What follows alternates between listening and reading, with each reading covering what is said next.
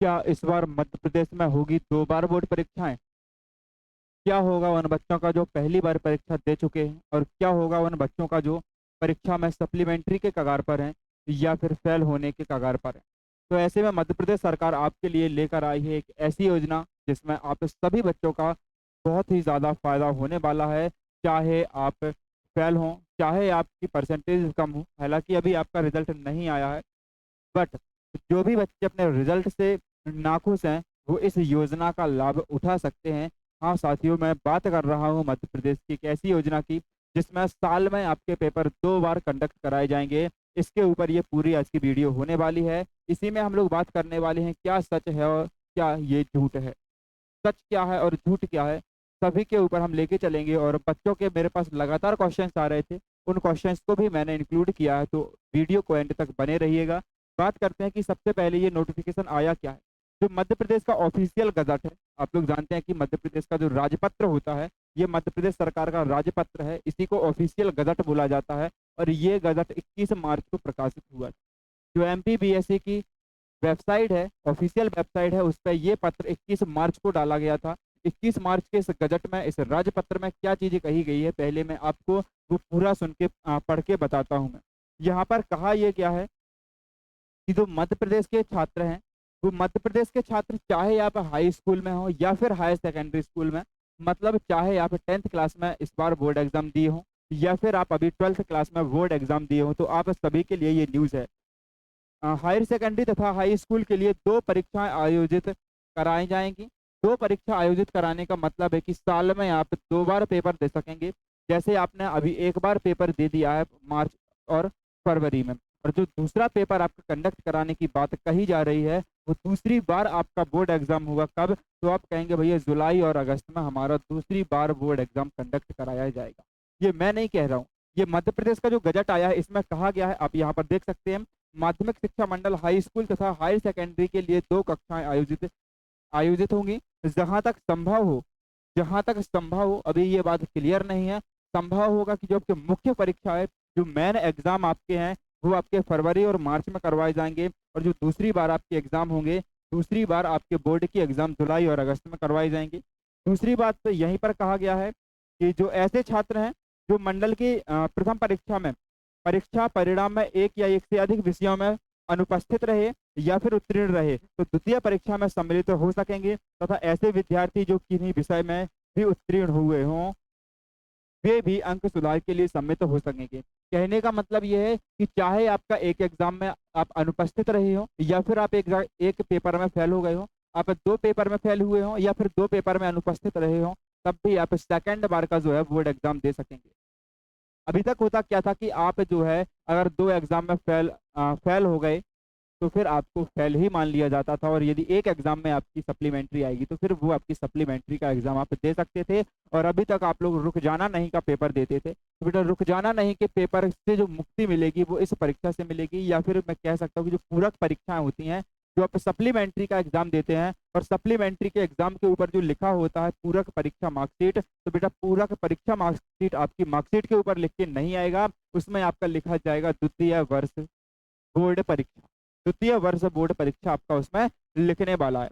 तीसरे पॉइंट की यदि हमें यहीं पे बात कर लें कि प्रथम परीक्षा में उत्तीर्ण रहे छात्र, प्रथम परीक्षा में उत्तीर्ण रहे छात्र, ऐसे छात्र जो पहली बार परीक्षा में, मतलब कि जो फरवरी और मार्च में आपका मेन एग्जाम होगा, जो छात्र मेन एग्जाम में पास रहे, मेन एग्जाम में उत्तीर्ण रहे, छात्र भी एक या एक से अधिक विषयों में द्वितीय परीक्षा में सम्मिलित हेतु आवेदन कर सकेंगे। मतलब कि यदि आप पहली प्रवेश परीक्षा में पास हैं और आपको लगता है कि आपके जो है हिंदी विषय में आपके 90 नंबर आने थे, आपको लगता है कि आप हिंदी विषय में 90 नंबर लेके आ सकते थे अगर आपको थोड़ा सा टाइम और मिल जाता, और आपको ऐसा लगता है, कहने का मतलब है कि आपके 75 नंबर जो भी आपके मार्क्स आएंगे, आपको लगता है कि मेरे मार्क्स इससे अच्छे हो सकते थे अगर मैं थोड़ा और प्रिपरेशन कर लेता, तो बेटा ये आपका सपना सच होने वाला है। हाँ, आप अपने मार्क्स के लिए भी आवेदन कर सकते हैं। कैसे? अगर आप पहली बार में पास हो गए हैं और आप अपने अंक सुधार के लिए दोबारा परीक्षा देना चाहते हैं, तो आप दोबारा परीक्षा दे सकते हैं। कोई प्रायोगिक विषयों में कोई छात्र प्रथम परीक्षा की प्रायोगिक आंतरिक परीक्षा में केवल अनुत्तीर्ण भाग में सम्मिलित लेने के लिए पात्र होगा। कहने का मतलब ये है कि जैसे आप लोग अभी तक होता क्या था कि आप लोगों ने, आपको कोई भी परेशानी आई हो, कोई भी आपके सामने कंडीशन रही हो बेटा जिससे आप आपका प्रैक्टिकल एग्जाम में उपस्थित नहीं हो पाए हैं, प्रैक्टिकल एग्जाम में अनुपस्थित रहे, अब्सेंट रहे हैं, तो आप उस केस में प्रैक्टिकल एग्जाम में फेल होते हैं और आपको आपको उस सब्जेक्ट के अंदर फेल माना जाता है। अब होगा क्या कि आप यदि प्रैक्टिकल एग्जाम में फेल हो गए हैं, तब आप दूसरी बार में सिर्फ प्रैक्टिकल एग्जाम दे सकते हैं। दूसरी बार में आपका प्रैक्टिकल एग्जाम भी कंडक्ट कराया जाएगा। लेकिन जो छात्र पास हुए हैं और पास होते समय भी उसको केवल 25 या फिर 24 मार्क्स मिले हैं, तो बेटा ये मार्क्स सुधार के लिए नहीं दे सकेंगे। ठीक है जी। अगले पॉइंट की हम बात करते हैं। द्वितीय परीक्षा में सम्मिलित होने के लिए छात्र को निर्धारित शुल्क के साथ परीक्षा आवेदन पत्र भरना होगा, किंतु द्वितीय परीक्षा के दौरान छात्र द्वारा प्रथम परीक्षा में लिए गए विषय में परिवर्तन की अनुमति नहीं दी जाएगी। सीधा सा मतलब ये है कि जैसे आप परीक्षा फॉर्म की पहली बार में आप जो है परीक्षा फॉर्म भरते हैं, आप लोग बोर्ड एग्जाम में जो परीक्षा फॉर्म भरते हैं, दूसरी बार की परीक्षा देने के लिए भी आप परीक्षा फॉर्म भरेंगे और आपसे एक परीक्षा फॉर्म की शुल्क ली जाएगी, फीस ली जाएगी। लेकिन परीक्षा फॉर्म में आप कोई भी सब्जेक्ट चेंज नहीं कर सकते। कहने का मतलब है कि आप मान लीजिए मैथ स्ट्रीम के बच्चे हैं, तो मैथ, फिजिक्स, केमिस्ट्री, हिंदी और इंग्लिश, आप इन्हीं 5 का दोबारा से पेपर दे सकते हैं यदि आप पांचों विषय का देना चाहें तो। आप इसमें सब्जेक्ट चेंज नहीं कर सकते कि मान लो आप मैथ से थे और आप बायो से देना चाहते हैं, तो ऐसा नहीं होगा।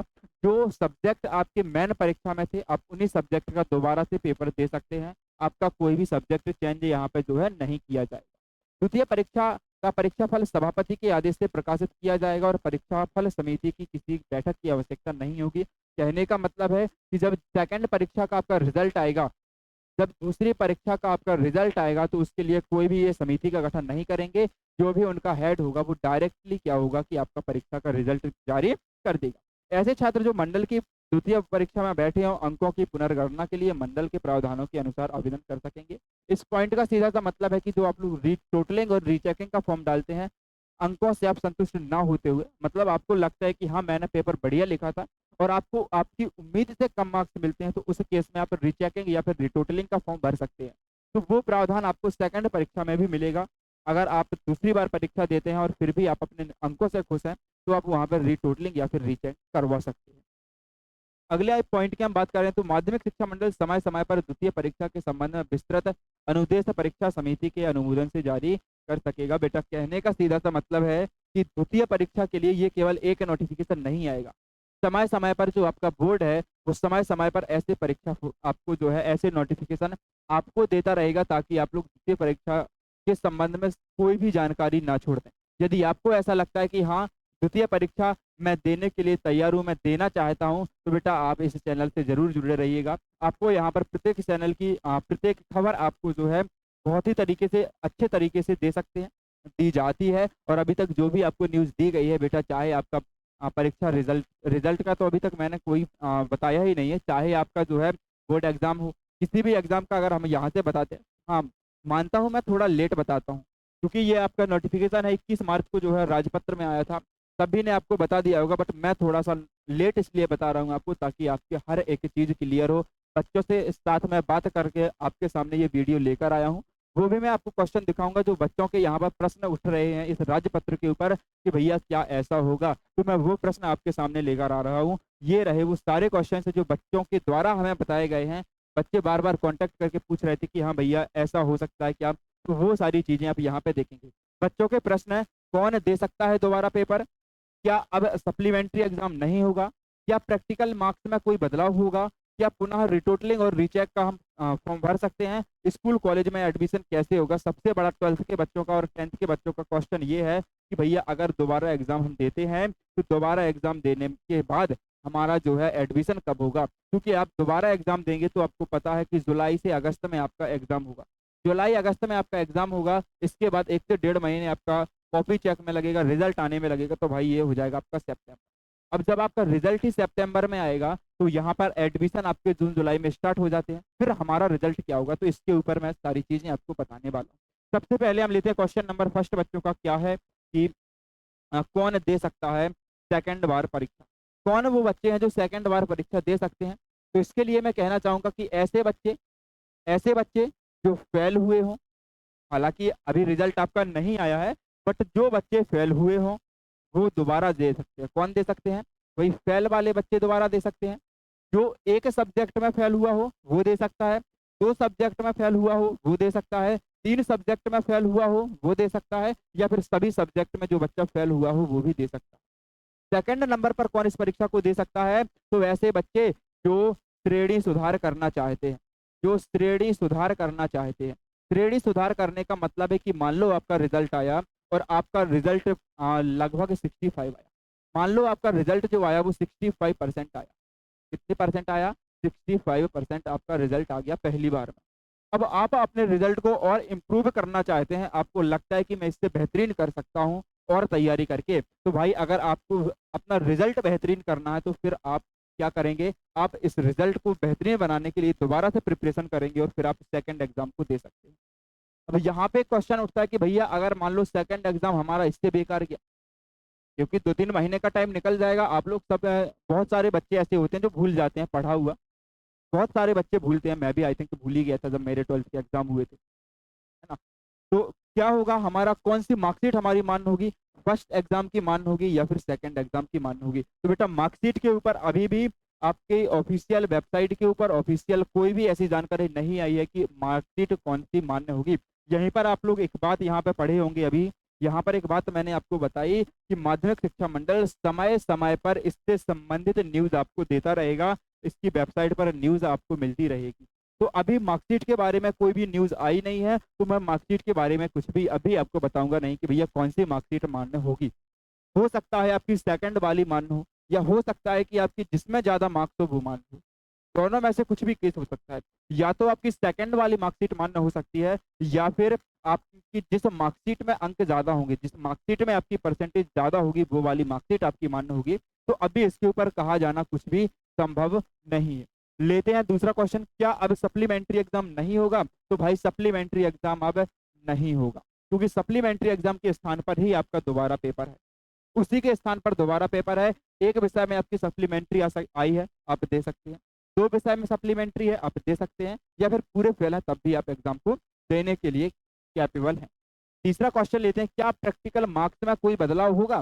भैया मुझे ना मेरे स्कूल वालों ने चिढ़ रहे थे मुझसे, तो मुझे 23-24 मार्क्स दिए हैं प्रैक्टिकल में। अरे भाई फिजिक्स केमिस्ट्री जियोग्राफी के जो प्रैक्टिकल होते हैं, जो फिजिक्स केमिस्ट्री जियोग्राफी और आपके जो होते हैं पीसीएमबी वाले जो प्रैक्टिकल होते हैं, मुझे इनमें क्या स्कूल वाले मास्टर मेरे से चिढ़ रहे थे, तो उन्होंने मुझे 23-23 24-24 नंबर दिए। तो क्या इसमें कुछ हो सकता है? क्या हमें दोबारा प्रैक्टिकल एग्जाम का मौका मिलेगा? तो बेटा ऐसे बच्चों को दोबारा एग्जाम देने का मौका नहीं मिलेगा। मैं एग्जाम की बात कर रहा हूँ, प्रैक्टिकल एग्जाम की। ऐसे बच्चों को प्रैक्टिकल एग्जाम देने का दोबारा मौका मिलेगा जो प्रैक्टिकल में फेल हो। क्या हो? या तो आप प्रैक्टिकल में फेल हो, या आप प्रैक्टिकल में एब्सेंट हो, क्योंकि एब्सेंट भी जो होता है वो भी फेल ही माना जाता है। तो या तो आप प्रैक्टिकल में फेल हो, या फिर आप प्रैक्टिकल एग्जाम में एब्सेंट हो, तो आप दोबारा प्रैक्टिकल एग्जाम दे सकते हैं, अन्यथा आप दोबारा प्रैक्टिकल एग्जाम भाई नहीं दे सकते। अगले पॉइंट की बात करते हैं, क्या पुनः रीटोटलिंग या फिर रीचेक को करा सकते हैं क्या? भाई जैसे मुझे लगता था, मैं अपना पेपर दे के आया था, तो पेपर दे के जब मैं आया तो मुझे लगा कि मेरे जो मार्क्स है वो 95 आएंगे। अरे भाई कोई भी एग्जाम है, मान लो किसी की केमिस्ट्री बहुत अच्छी है, तो मान लो आपको लगता था कि हाँ मेरे मार्क्स जो हैं वो 65 हैं, ओवरऑल मैं 95 बोल रहा हूँ। मैंने बोला आपके मार्क्स भैया, मुझे लगता था मेरे मार्क्स 65 प्लस ही आएंगे, बट हुआ क्या कि मेरे मार्क्स 40 या 50 रह गए। अरे मुझे लगता था, मैं पेपर दे के आया था भैया, मेरे मार्क्स 65 प्लस जा रहे थे आउट ऑफ 70, यहाँ पर मुझे मार्क्स मिले हैं 40 to 50, तो मैं रिटोटलिंग या रीचेक करा सकता हूँ। तो हाँ भाई, आप ऐसे में रिटोटलिंग और रीचेकिंग करा सकते हैं। रीचेक ही उसको बोलते हैं। तो आप दोबारा अपनी कॉपी को चेक करा सकते हैं। क्या हम ये प्रोसेस दूसरी बार की बोर्ड एग्जाम में करा सकते हैं? तो भाई दूसरी बार में भी आप रिटोटलिंग और रीचेकिंग करा सकते हैं। तो मैं कहूँगा हाँ, आप हर बार रिटोटलिंग और रीचेकिंग करा सकते हैं। हाँ, आप हर बार रिटोटलिंग और रीचेक यहाँ पे करा सकते हैं, नो डाउट, कितनी बार भी आप करा सकते हैं। ठीक है जी। वैसे ये वाली गलती गलती होने का कोई चांस नहीं है, क्योंकि आप लोग जानते हैं कि आपकी जो एक कॉपी चेकिंग का काम है वो 3 स्टेज में हुआ था। फर्स्ट स्टेज आपकी कंप्लीट हो चुकी है, सेकंड स्टेज आपकी कंप्लीट हो चुकी है, और लगभग थर्ड स्टेज भी आपकी कंप्लीट अभी होने वाली नहीं है, शुरू हो चुकी है हमारी थर्ड स्टेज कॉपी चेकिंग की। और बोर्ड का कहना है कि हम मई के फर्स्ट वीक में रिजल्ट जारी कर देंगे। मई के फर्स्ट वीक में रिजल्ट हम जारी जो है कर देंगे। बात करते हैं स्कूल कॉलेज में एडमिशन कैसे होगा। भैया सबसे बड़ी दिक्कत तो यही है हमारे साथ कि स्कूल और कॉलेज में एडमिशन कैसे होगा, क्योंकि हमारा जो है स्कूल और कॉलेज वाले एडमिशन तो जून में लेते हैं। वो बोलेंगे भैया एडमिशन कब होते हैं, एडमिशन तो आपके जून जुलाई में होते हैं। कब होते हैं? जून जुलाई में होते हैं। और जो हम सेकंड बार बोर्ड एग्जाम देंगे तो सेकंड बार बोर्ड एग्जाम का जो है रिजल्ट ही सितंबर में आना है, रिजल्ट ही उसका सितंबर में आएगा, तो फिर हमारा एडमिशन होगा कैसे? तो भैया इसके लिए क्या है कि जब आप किसी कॉलेज में एडमिशन लेने जाएंगे, जब भी आप किसी कॉलेज में एडमिशन लेने जाएंगे तो वहां पर आपको स्लिप दिखानी होगी सेकंड एग्जाम की। जो आप सेकंड एग्जाम देने के लिए फॉर्म भरे होंगे उसकी आपको स्लिप दिखानी होगी कि सर ये हमारी स्लिप है, हम सेकंड एग्जाम देने वाले हैं और सेकंड एग्जाम देते ही हमारा जैसे ही रिजल्ट आएगा फिर हम अपनी मार्कशीट यहाँ पे जमा करेंगे। तो उस केस में होगा क्या कि आपको रेगुलर क्लासेस में बैठा दिया जाएगा। यदि आप 10वीं के बच्चे हैं तो आपको 11वीं की क्लासेस में बिठा दिया जाएगा, आप 11वीं का सिलेबस पढ़ रहे होंगे। यदि आप 12th वाले बच्चे हैं, 12th में दोबारा एग्जाम दे रहे हैं, तो आपको कॉलेज में जो है क्लासेस लेने के लिए आपको बैठा दिया जाएगा, अलाउ कर दिया जाएगा। बट जैसे ही आपका रिजल्ट आएगा, जब भी आपका रिजल्ट आएगा, यदि आप रिजल्ट में पास होंगे तो आप उस क्लास के जो है मेन एग्जाम देंगे। यदि आप रिजल्ट में फेल हो जाते हैं तो फिर आपको दोबारा से जो है अपनी उसी क्लास को करना होगा, आपको अगली क्लास में बैठने नहीं दिया जाएगा। कहने का मतलब है एक बच्चा है जो 10th क्लास में पढ़ता था, जो दोबारा एग्जाम देने वाला है, मान लो 10th क्लास में पढ़ता था, ये बच्चा दोबारा एग्जाम दिया, इसने 11th की क्लास कंटिन्यू कर दी, स्कूलों में इसे 11th की क्लास में बैठने दिया जाएगा। यदि आप सेकंड एग्जाम में फेल होते हैं तो फिर आपको 11th क्लास में बैठने नहीं दिया जाएगा। यदि आप सेकंड एग्जाम में फेल हो जाते हैं तो आपको 11th क्लास में नहीं बैठने दिया जाएगा। यदि आप सेकंड एग्जाम में पास होते हैं तो फिर आपकी क्लास 11th कंटिन्यू रहेगी। यही सेम केस 12th वाले बच्चों के साथ होगा। यदि आप पास हो जाते हैं तो आपको कॉलेज में बैठने दिया जाएगा, कॉलेज में आपका जो है एडमिशन हो जाएगा। और यदि आप फेल होते हैं तो फिर आपका कॉलेज में कोई भी एडमिशन यहाँ पे नहीं होने वाला है। आई थिंक आप लोगों के सभी क्वेश्चंस यहाँ पर कंप्लीट हो चुके होंगे। जो भी आप लोगों के डाउट होंगे वो सारे मैंने यहाँ पर कवर करने की कोशिश की है। यदि फिर भी आपका कोई डाउट आता है, फिर भी आपको कोई भी डाउट होता है, तो आप एक तो क्या कर सकते हैं कि वीडियो के कमेंट बॉक्स में आप अपना डाउट कमेंट कर दीजिए, या फिर वीडियो के डिस्क्रिप्शन बॉक्स में हमारे जो है चैनल, टेलीग्राम चैनल और व्हाट्सएप चैनल दोनों की लिंक डली हुई है, तो आप वहाँ पर ज्वाइन हो जाइए।